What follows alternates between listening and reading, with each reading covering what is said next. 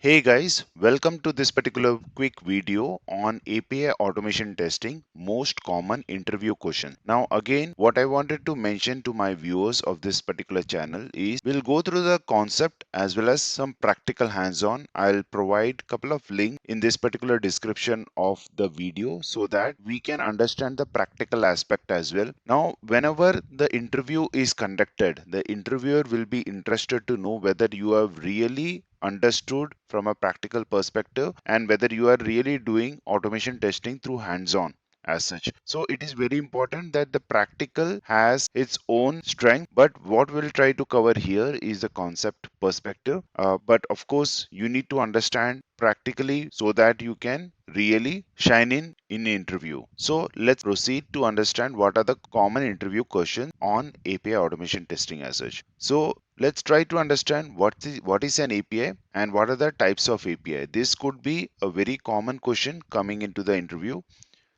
While answering this particular question, it is important to mention certain keywords of the question so that it's clearly understood whether the applicant is aware of the real definition of an API. So API is an application programming interface.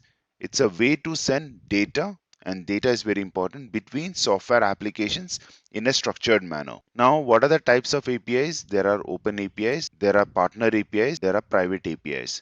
Now let's try to understand what are these. Now open APIs are public APIs which are available to anyone to integrate. So anyone can integrate to using this particular APIs. Partner APIs are endpoints created as a contract between two or more mutually agreed parties, and private APIs are endpoints created for internal org purposes. So you may encounter this question, what's an API?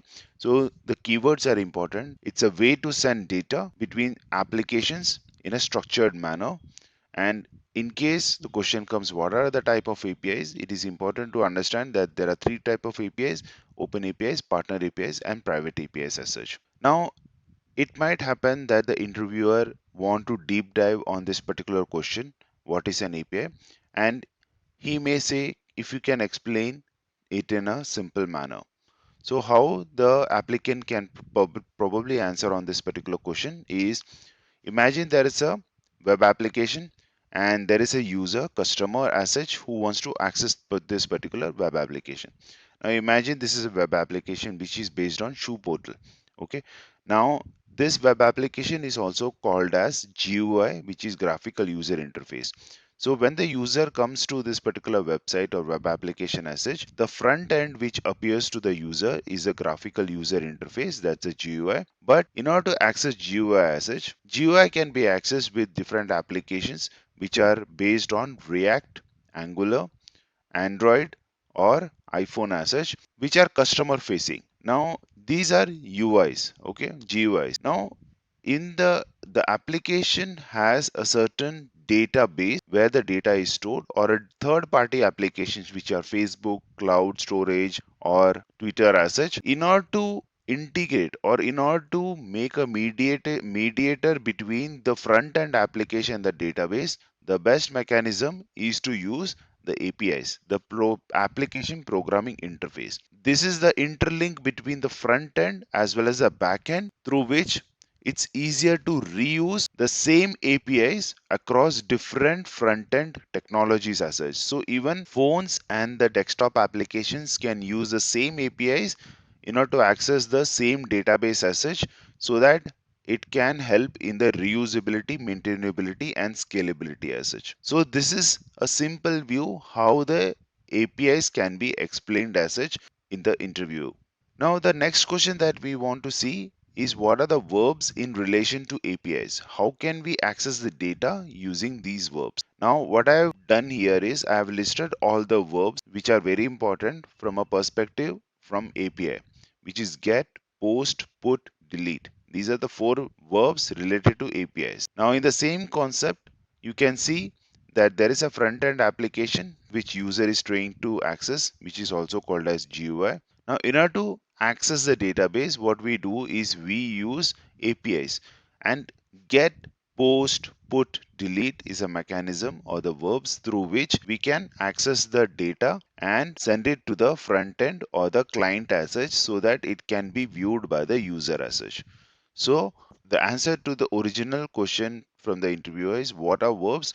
Verbs are get, post, put, delete. Now we will, in case this goes into depth of question, the question might be how do you explain get verb in a simple manner? And let's have a look how to answer this. Now you can imagine there is an API endpoint URL. Okay, it looks something like this, which is starting with HTTPS colon forward slash and there's a base URL. Now the get operation or the get verb can be performed on this particular base URL, which is the request is sent to this particular API endpoint URL and we receive a response. Okay. Now the response codes could be different, which is 200, 404, 400, 422. Now the 200 seems a success response code and rest of them are an error response code. Okay, 404 is page not found, 400 is an incorrect URL, 422 is an unprocessable entity as such. So it is important to validate from an automation testing perspective that the response code is success or not. And in the negative scenarios, even the in error codes can be validated with the response code as such.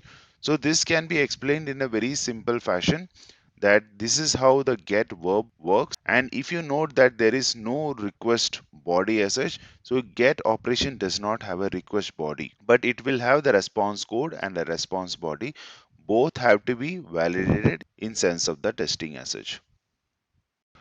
Now, similar to what the interviewer was asking about, how do you explain get verb in simple manner? He may ask about post, put, delete verb in simple manner as well. And how do you explain that? You can similarly explain how you explained about get. We will have an API endpoint URL, something like this, which is https colon forward slash base URL. And when the request is being sent from the client to the server, that is this API endpoint URL, we are going to send as a post, put or delete operation with a request body, and we will get a response back with a response code of 201 or 202 or 200, and we will get a response body as well.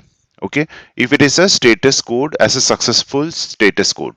If it's an error response code, you will get as 404, 400 or 422. So this is the post validation where the key difference between the post as well as the get is that there is a request body in case of post, put or delete, but there won't be any request body in case of get. And in this case, what we are doing in this case of post, put or delete is that we are inserting a record or updating a record or we are deleting a record. In case of get operation, what we really are doing is that we are trying to retrieve. Okay, we are trying to perform a retrieve operation in case of get. There is a key difference between get and post, put and delete. Of course, you can validate the response code, which is 201, 202, 200, as well as a 404, 400, as well as 422, and we can validate the response body as well. That is our key aspect of API testing as such. Now, another important point or common interview question is what needs to be verified in API testing. Now, this can be an exhaustive answer, but please note, kindly stick to some keywords over here. And let's look at an answer that can be answered in the interview question as well. And let's focus on some of the keywords. API testing helps to verify the correctness of the data and responses. So that is a very important point. That is, we have to verify the correctness of data and responses. API should return correct data and response according to the specified requirement expected behavior. So there would be an expected requirement and expected behavior. So it should match as per the requirement as well as behavior as such. That is the first point. The second point is API testing should be verified for the functionality and behavior. So this is very important. That is functionality and behavior. Third point is HTTP status code. So that needs to be verified in the API. Error codes, so if the APIs are expected to throw an error, that needs to be verified. And authorization details. Now the authorization details is kind of a security aspect of API, which we will be covering in some other question as well. Of course, when we are answering this, the interviewer might deep dive into the question specifically for authorization, or what are the HTTP status codes, or what are the error codes, how do they signify in case of get, post, put, delete. All those can be deep dived into the interview questions as such. Please note, this is an important question as well, but you need to stick to some of the key points or keywords over here which has been highlighted, so that it covers most of the aspect of this particular question. Now let's go to the next question. What are the advantages of APIs? Now, this is a fair common question which is very common. Now, the interviewer, what he wants to know is how the APIs help in the testing, or how the APIs really help in the development as such. Now, APIs can be independently developed and tested, which is an important point. It's easily integratable, that is flexible and reusable. It saves time and effort. While testing, early issues can be detected and corrected as well. So these 4 points can be aspected in the advantages of APIs. Now please note that the APIs are developed before the GUIs. So it is important, and it helps in detecting early issues and getting it corrected. So these are the advantages of APIs which can be answered in the interview. Now what tools can be used to test APIs, then it is used to automate the testing? So this is also a common question. Let's see how we can answer this. Now these are the common tools that are used in API testing as such, as well as API automation testing. You can see that there is a very favorite tool that are being used by automation testers or the testing team as such. Even the development team uses this, which is Postman, Swagger, Soap UI, Karate. Rest Assured is one of the Java frameworks for API testing. REST Sharp is again a .NET framework which is used for API automation testing. Tosca is an automation testing. Catalan Studio is also one of the paid automation testing tool as such. Now, what are the important points to consider while automating APIs? Now, this can be a little tricky question. Let's see how we can answer this. The automation framework, and this is a very generic answer, this can be used anywhere in your interview questions, that the automation framework should be reusable, scalable, and maintainable, which is very important, so that more automation tests can be added as such. The automation framework shouldn't have any hard coding. It should be dynamically created or dynamically validated as such. So this is also an important point while answering the question related to important points while considering to automate the APIs. Right. So, what we will do is we will enter into some common interview questions which will be definitely asked when the security testing aspect of APIs come into picture. So, let's look at some of the common questions that might come.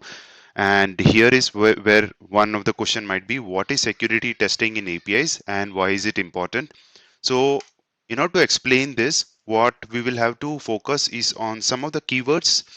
API security testing is a practice of evaluating the security posture of an API to identify and mitigate potential security. So we are evaluating the security and we are looking from a potential security risks perspective. Okay, so that is very important, whether there is a potential security risks, vulnerabilities, threats on these APIs or not. And it is important in API testing to ensure the APIs are secure and protective sensitive data as such. So we have to verify as part of our API testing that the APIs are secure enough. There is proper authorization as well as authentication on these APIs, and what we are trying to mitigate is a potential security risk. Now, please note that most of the APIs which are being developed all over the world generally have a security authentication, but having said that, it is very important to test these factors as well before signing off on these particular APIs. So having said that, let's move on to some next question, which is what are the common security vulnerabilities in APIs? So these are the common security vulnerabilities in APIs, that is injection attacks. So it might happen that when an untrusted data is directly included in API requests or responses, allowing attackers to execute malicious commands or inject malicious code.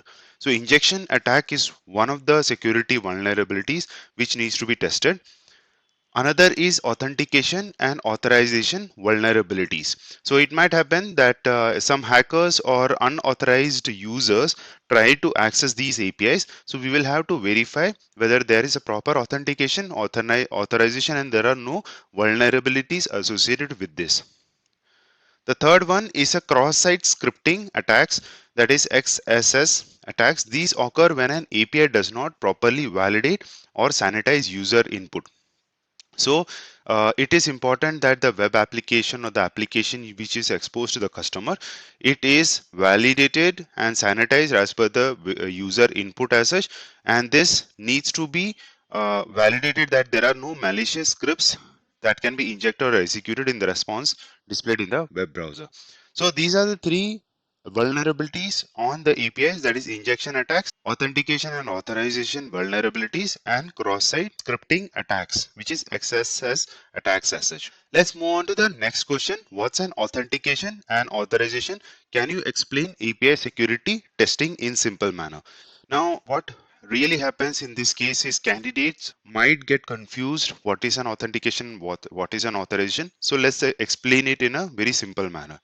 Now, imagine there is a valid user who is trying to access a petfinder.com, which is a website which is related to pets, finding pets as such of different animals as such. Now, it could be that it's a valid user and valid user want to access this particular web application, which is petfinder.com.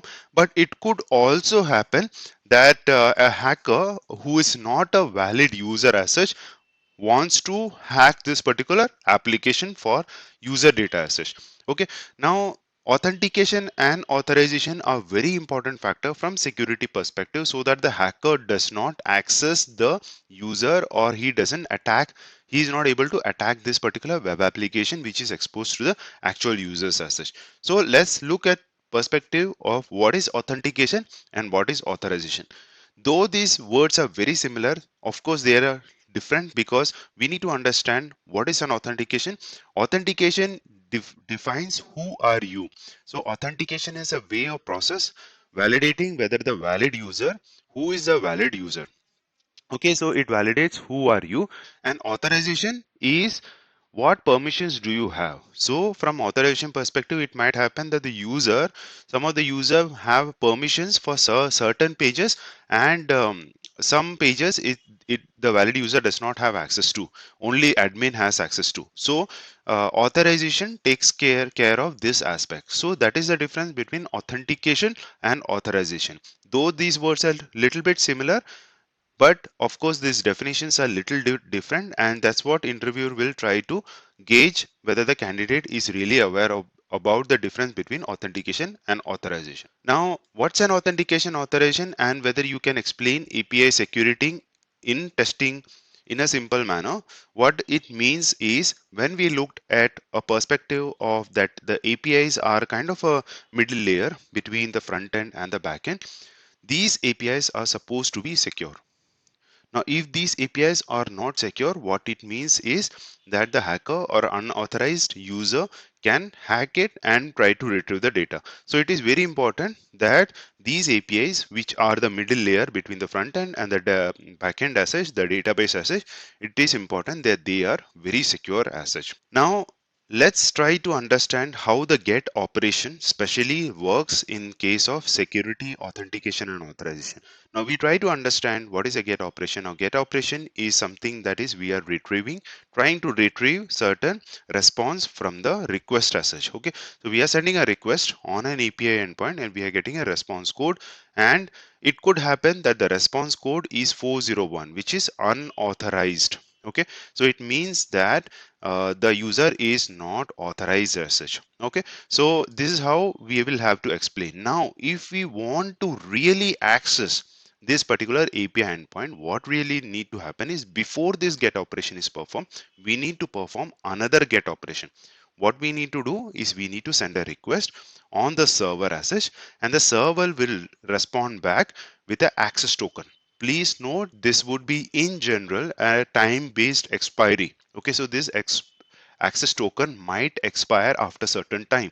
Okay, so if it is very critical application as such, lesser the time would be better, because in cases that user tries to access the data as such, it is better to keep the minimum time so that it can be authenticated again and again. Okay, so if it is not that critical application as such, it would be okay to keep a larger time, but in applications like banks, for example, bank applications, it is better to keep it a very minimal timing as such, time based expiry. So it might expire within maybe 10 minutes or maybe 5 minutes, so that the access token is live.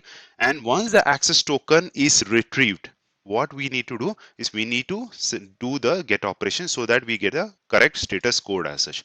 Okay, so this is what we mean by security testing as such, and especially when the security aspects come into picture, the access token specifically comes into picture. We will specifically look at what are the different types of tokens as such, but this is in general a simple manner where the get operation really happens.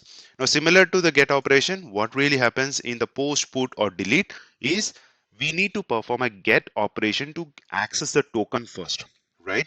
Now, once we get the access token, what we need to do is we need to pass this access token in the request header, and only then send it across to API endpoint, and we should get a successful response as such. So this is very important, because without the access token, without the authentication and authorization, the user should not be able to access the API endpoint. So it is very important that the get operation is performed first, access token is retrieved, and that access token is used in a header and sent it in the API endpoint.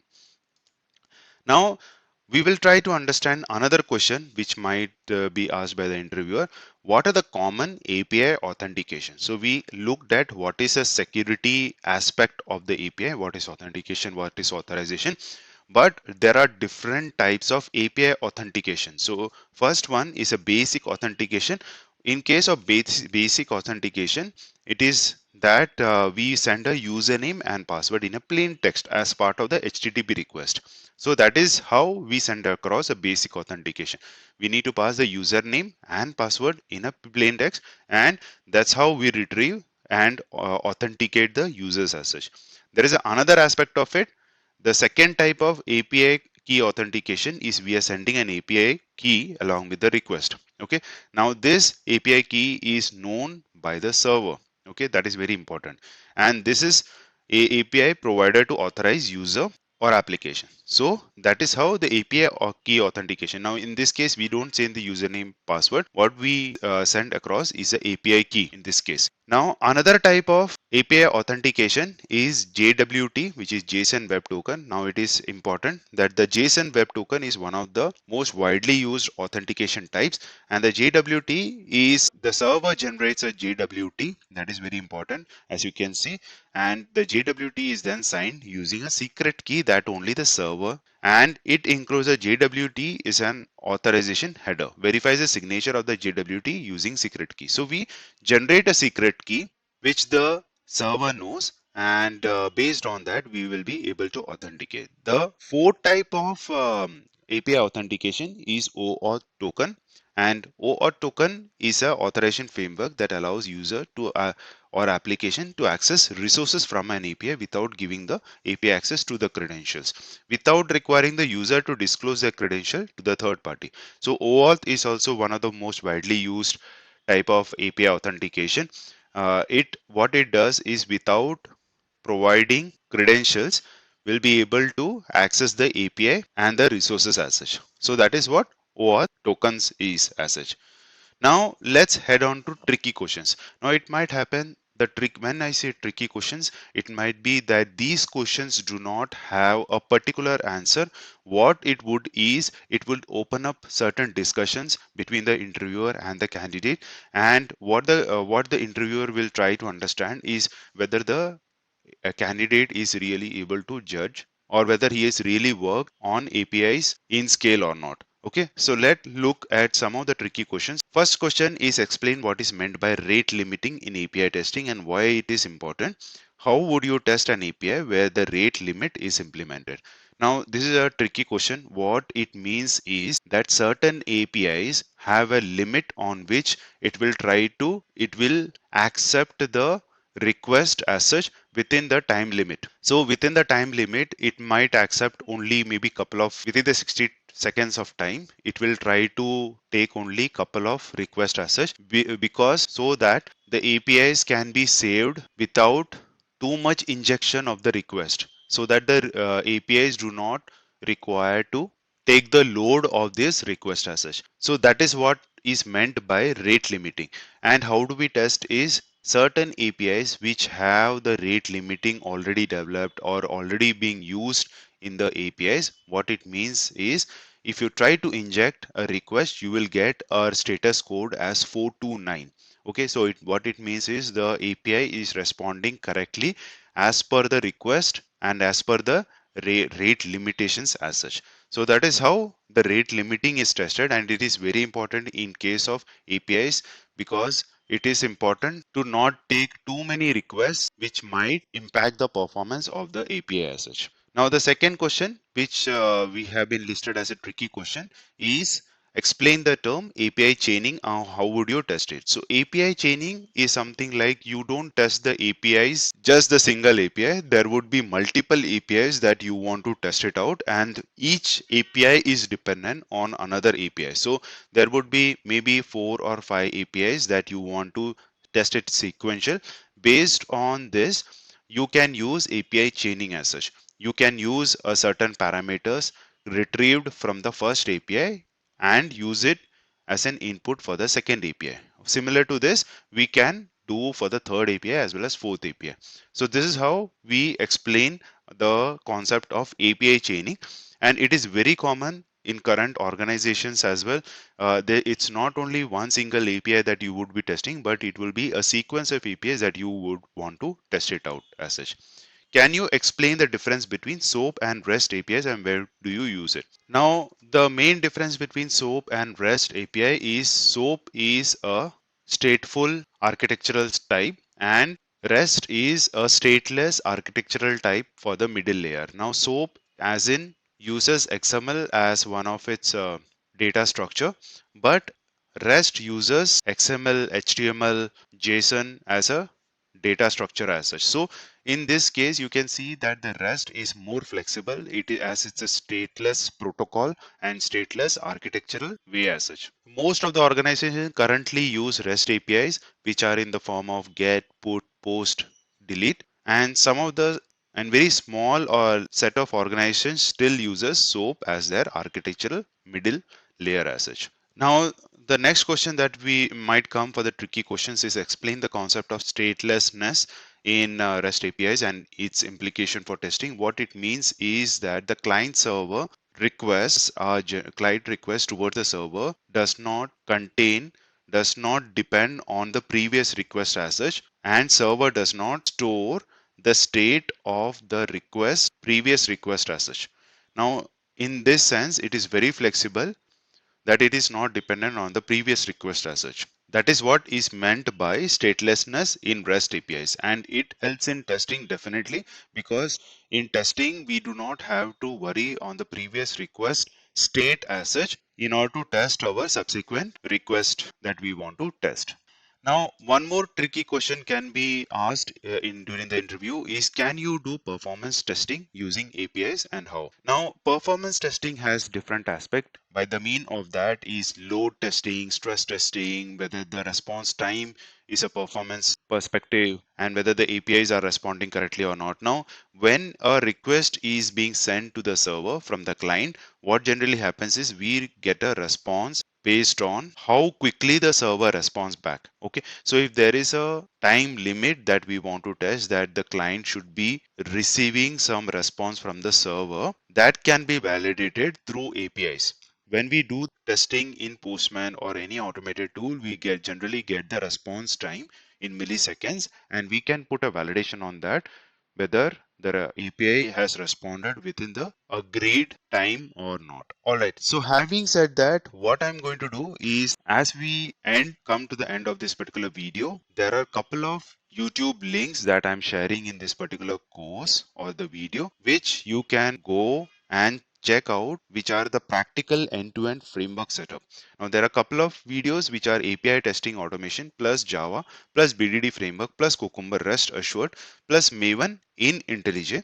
That's one of the YouTube videos. Another is a API testing automation access tokens authorization security rest assured Java BDD framework. Okay, so these both YouTube videos will definitely help you to understand practical aspect of API testing and how to set up your REST assured API framework along with BDD approach, behavior driven approach. And please note that the interviewer will definitely look from a perspective whether you understand how to create a framework practically apart from the concept perspective. So it is very important that you perform your hands-on so that you would know the challenges that are encountered during the practical hands-on setup of the framework as such.